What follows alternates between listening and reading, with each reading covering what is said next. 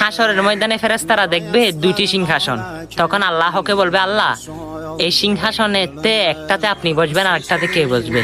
তখন আমার আল্লাহ জবাব দেয়, আমি আদম সফিউল্লাহকে দেখেছি ইয়ানফসি ইয়ানফসি করতে, আমি ইব্রাহিম নবীকে হাসরের ময়দানে দেখেছি ইয়ানফসি ইয়ানফসি করতে, ঈসা রুহুল্লাহকে দেখেছি ইয়ানফসি ইয়ানফসি করতে, মূসা নবীকেও দেখেছি ইয়ানফসি ইয়ানফসি করতে, কিন্তু একজন নবীকে দেখেছি তিনি খালি বলে ইয়া হাবলি উম্মতি ইয়া হাবলি উম্মতি।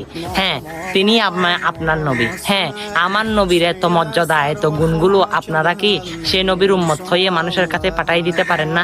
আরে ভাই, পাঠাই দিলে আপনাদের অ্যালার্জি হয়, আপনাদেরকে শেয়ার করলে আমার রসুলের গুণগীতিগুলো আপনারা মনে করেন গুনাহ হবে।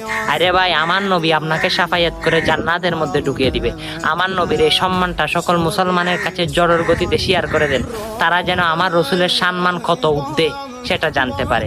আল্লাহ সবাইকে হেদায়েত দান করুক, আর ভিডিওটা শেয়ার করে সকল মুসলমানকে জানিয়ে দিন। আমিন।